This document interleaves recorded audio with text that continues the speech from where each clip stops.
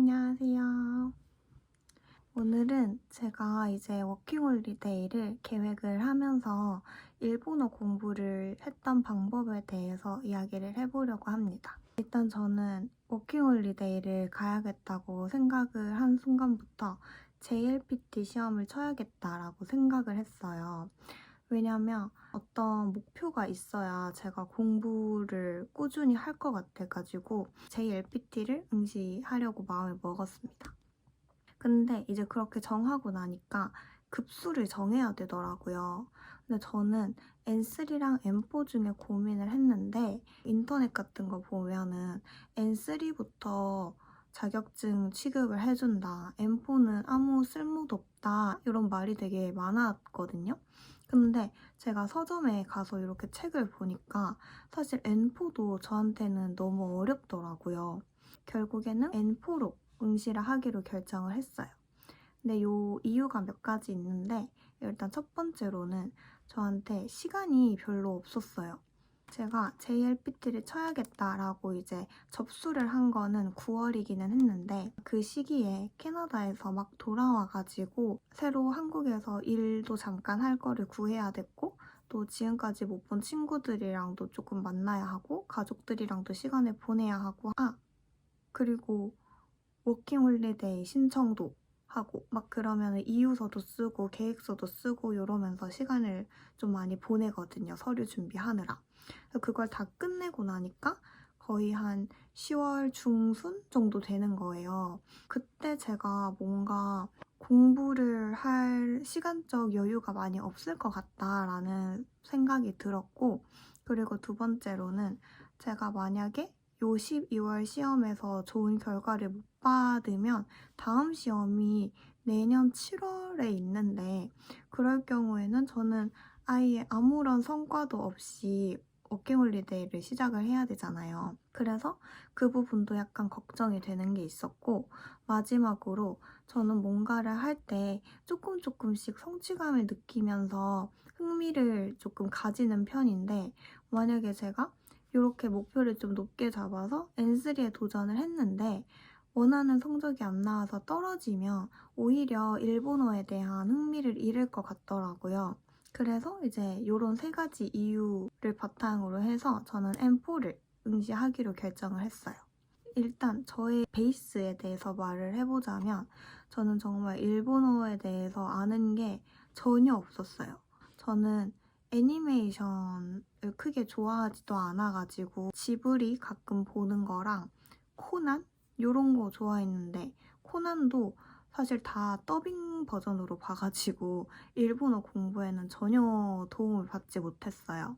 그래서 저는 아예 그 흔히들 말하는 오타쿠 베이스의 리스닝 실력도 전혀 없었고 정말 한 15년 전에 중학생 때 일본어 수업을 듣고 일본어 학원을 한 한두 달 다닌 거 빼고는 아예 인생에 일본어라는 게 없는 사람이었어가지고 그냥 정말 일본어에 대해서 몰랐고 막 오토상, 오카상, 오니상 요게 뭔지도 헷갈릴 정도였고 그래서 제가 막 이런 후기 같은 거 찾아봐도 완전 뭐 노베인데 N3 시험 합격 이런 거 했는데 다 후기를 보면 그래도 제가 오타쿠 베이스로 리스닝 실력은 좀 돼서 청해는 할만하더라고요. 이런 후기가 되게 많았어요.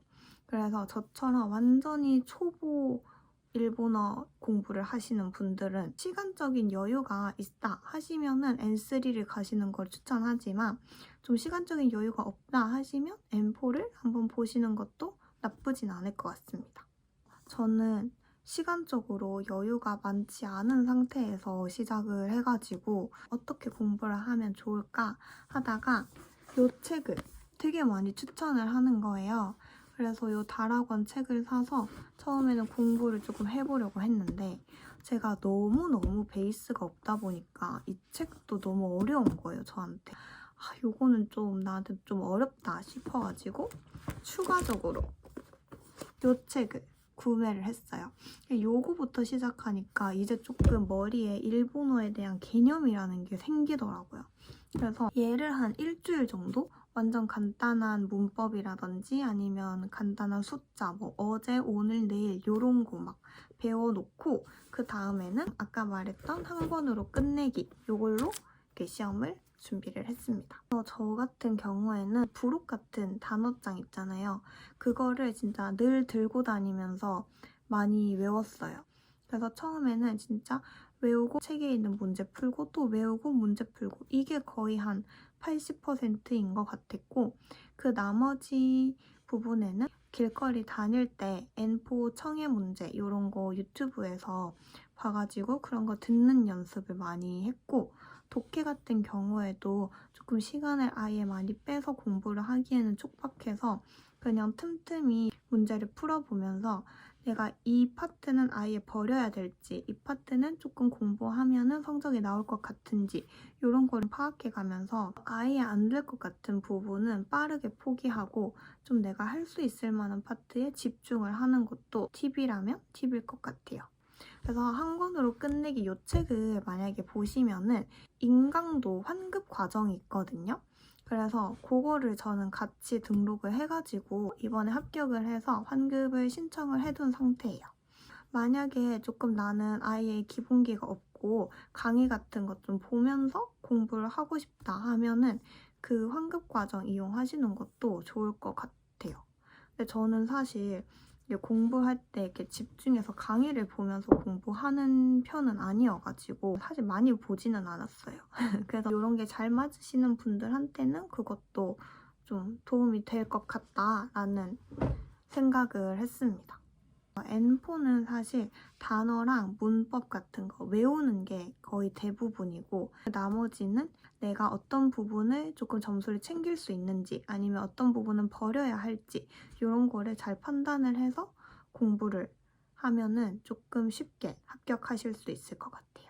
그리고 저는 그 유튜브에서 이렇게 보다가 독해 파트를 풀 때 뒤에 긴 지문부터 이렇게 앞에 짧은 지문으로 순서를 거꾸로 풀면 조금 시간 배분을 하고 시험을 풀기가 편하다고 팁을 봐가지고 실제로 모의고사도 좀 그렇게 풀어보는 연습을 하고 시험을 쳤는데 진짜 확실히 조금 긴 지문을 먼저 다 풀어내고 앞으로 가다 보니까 부담이 줄어서 그런지 훨씬 시간 배분하기가 쉽더라고요.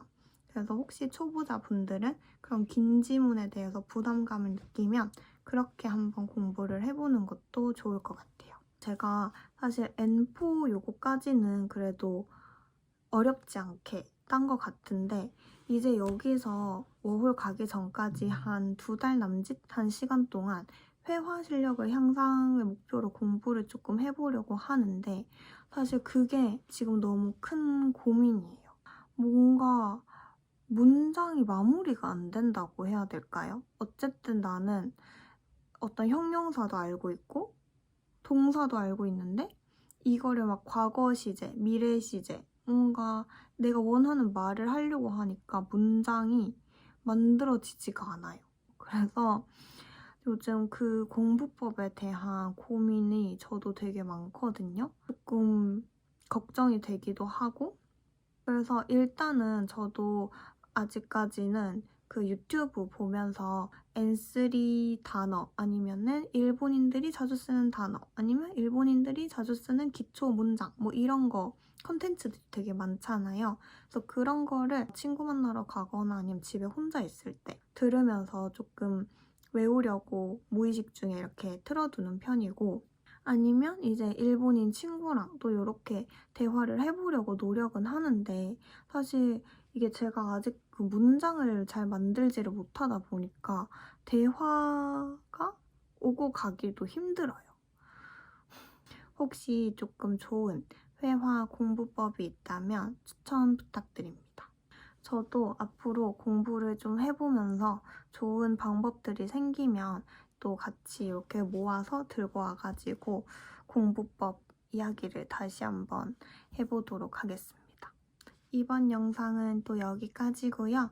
이번 영상도 시청해주셔서 너무 감사하고 다음에도 좋은 영상으로 다시 오도록 하겠습니다. 안녕!